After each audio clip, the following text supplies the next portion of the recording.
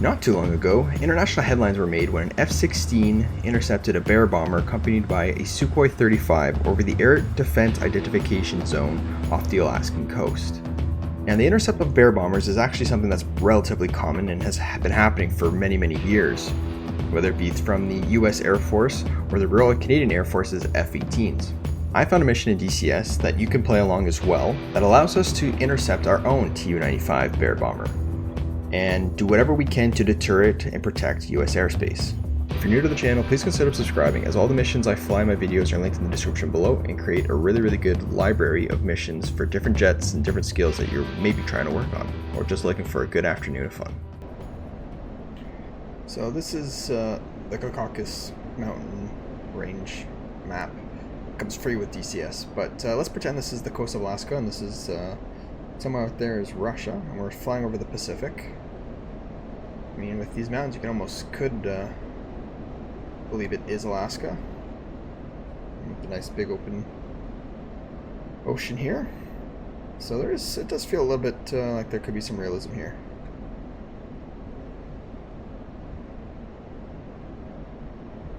We're a lone F-16. Now it happens pretty often that the Soviets will send Russian bombers just to test the NATO's response time to the coast and just keep us on our toes, I guess. It's not uncommon to hear US Air Force, but also the Canadian Air Force also intercept with their F-18s, so yeah. This is kind of a neat mission. It's supposed to be dynamic, so we'll run this a few times and see what happens. In this case, we'll run it again. Sometimes the bandit will turn away once you intercept them. Sometimes you have to fire warning shots, apparently, and sometimes we may have to take it down if it does get too close to the mainland. And we're already closing in. It's now 40 miles away. In theory, we could go air to air. And we've locked it up, so in theory, if it has any sort of early warning radar detection, it would know that we've locked it. Now we're not going to fire at it because we don't have any means. That's not part of the rules of engagement. But the ROEs do say that if he gets too close to our land, that we can take it down. We'll see. We'll do this as kosher as possible. Typical intercept, form up on its left side, try and make some sort of contact, whether it be over the radio. And at this point, maybe we would try and make radio contact. It looks pretty large. It is at 20,000 feet, so we can continue our ascent as we come in about 15 miles away.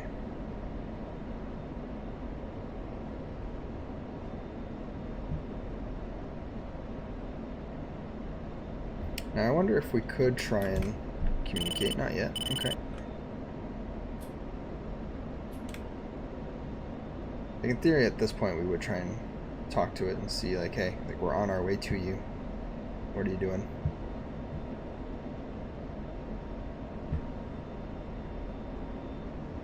$10 miles.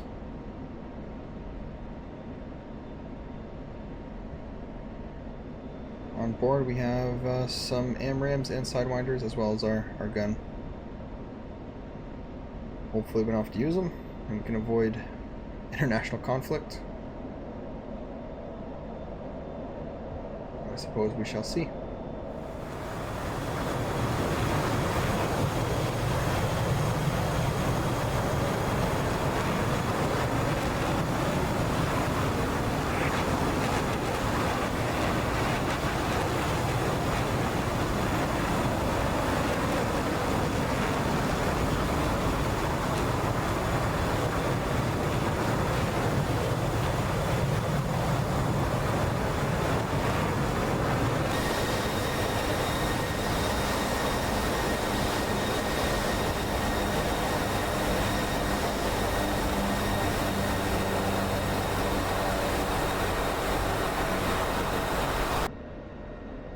Easy to slow down the Viper. Very slick aircraft.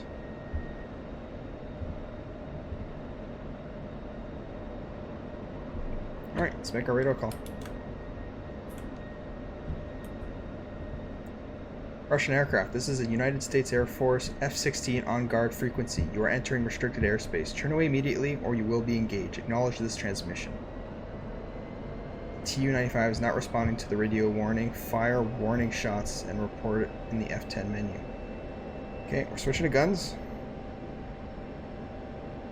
And let's try and shoot in front of it.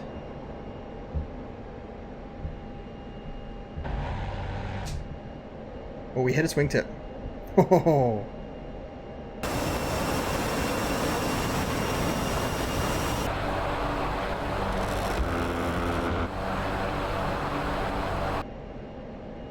I don't know if that's...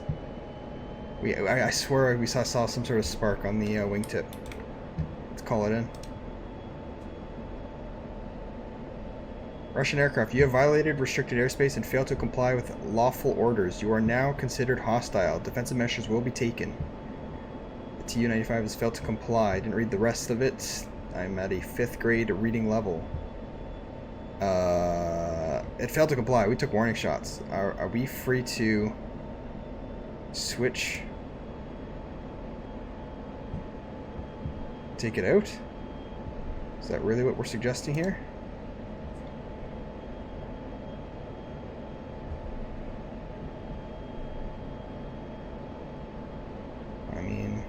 Alright. Sounds like that's what we're doing. It's getting close. Okay. Let's follow a little bit behind here, because I don't want it to take us out. I think we're actually within the minimum. I guess we could probably switch to the Sidewinder.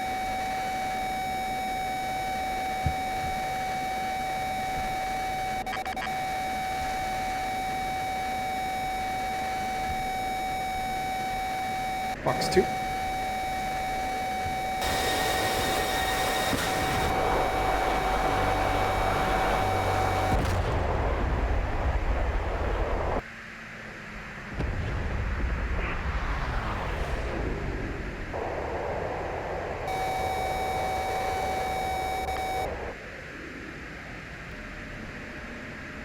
It's got chutes? Interesting.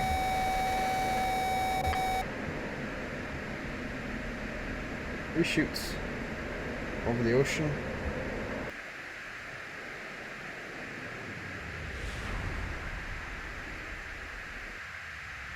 The T has been shot down. Mission accomplished. Return to Sochi.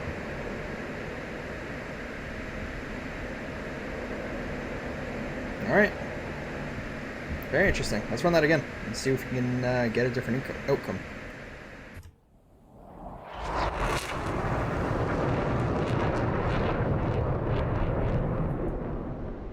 Alright, we're airborne back about 75 miles away from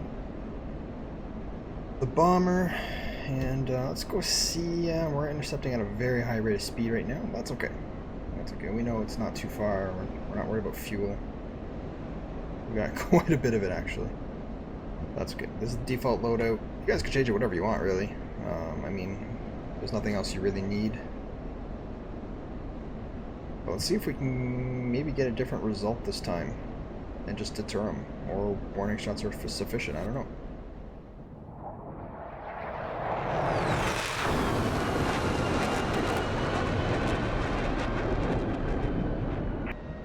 Alright, let's try and match his speed. Well, just in front of him. He must be running about 300 knots.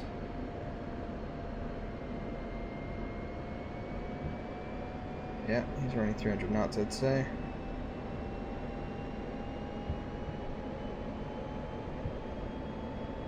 So let's just try and get ahead of him.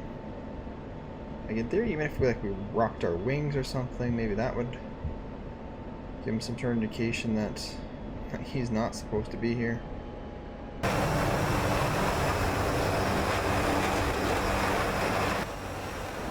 Again, Russian aircraft. This is the United States Air Force F-16 on guard frequency. You are entering restricted airspace. Turn away immediately or you will be engaged. He's not responding. Alright, let's try the warning shots.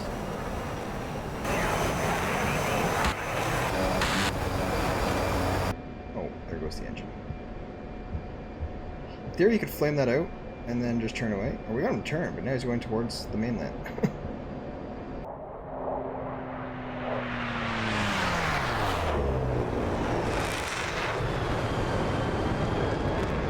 He's recovered. He's doing okay. Let's communicate. He's failed to comply with orders, now considered hostile. You're cleared to engage and shoot down the aircraft. Still. Alright, we did sidewinder last time.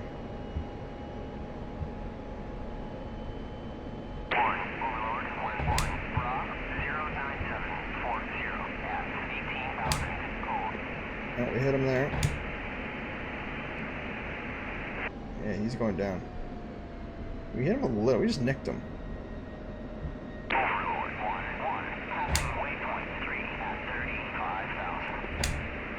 There he goes. There he goes.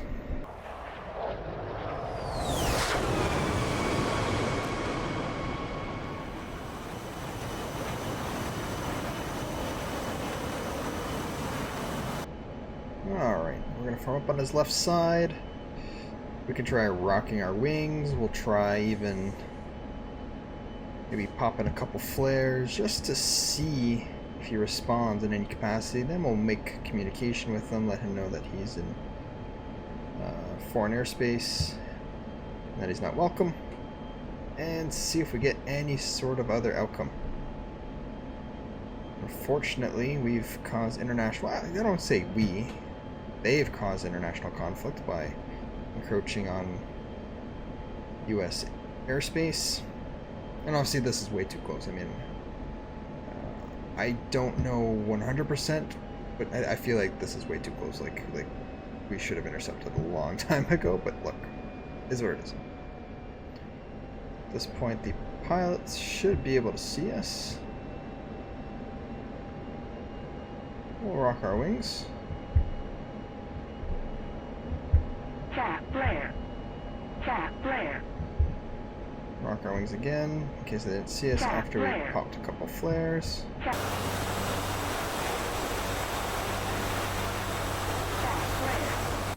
Tap flare. Tap flare. Tap flare. Tap flare. Let's go ahead and make communication with them. Russian aircraft, this is United States Air Force F16 on guard frequency. You are entering restricted airspace. Turn away immediately or you will be engaged. Acknowledge this transmission.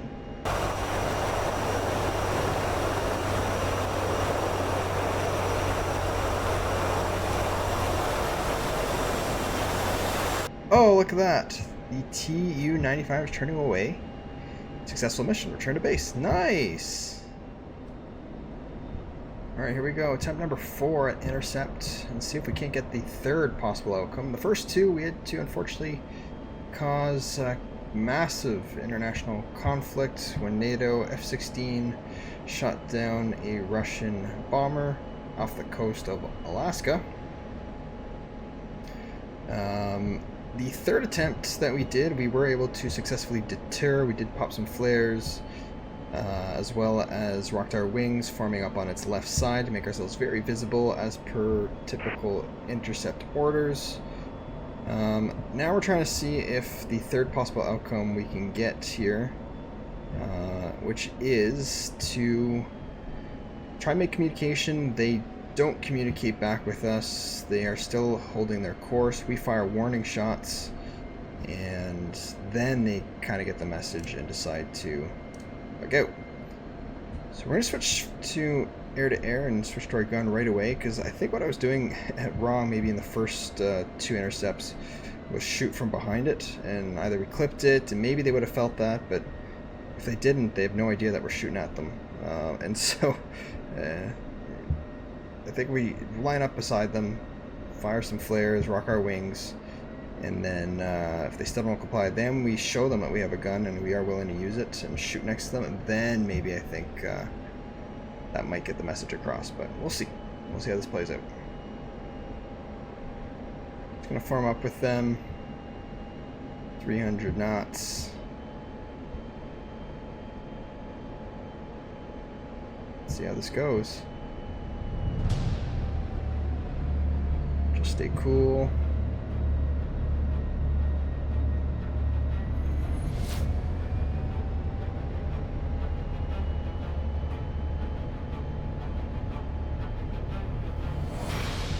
At this point, we'll pop our flares. Cap flare. Cap flare. Cap flare.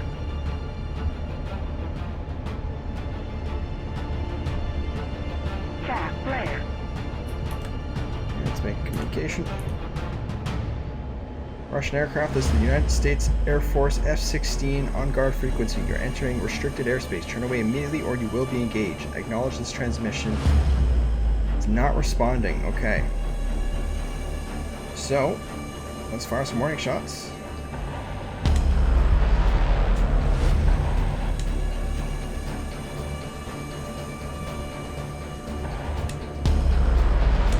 We're firing warning shots in front of it. Let's let them know. Altitude. Bomber is turning away. Nice. Escort it out of the border, return, and then return to base. Okay, let's escort it back.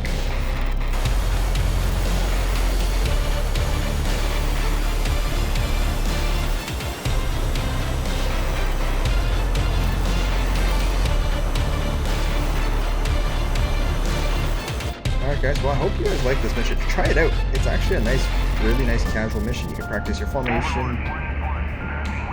Try and get 3 different outcomes. It doesn't take very long. Honestly, if you're just looking for a quick 15-20 minute flight, whatever it took us to get up here and going, it's a really nice flight for that. And technically, you can fly this completely free.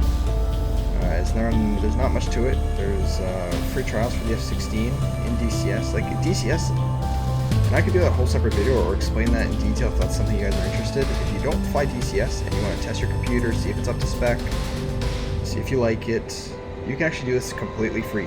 DCS, the program is free to download, and then you can do a free trial of a plethora of the jets. Download for 2 weeks the F16, download this mission which is free and linked in the description down below, and fly it out, try it out, give it 2 weeks. If you have nothing going on, or you can get a bit of time, you can start learning, and then if you like it, then purchase the jet. But DCS actually can be completely free. I don't think enough people know about that. That aren't already flying the sim. So yeah, try this out.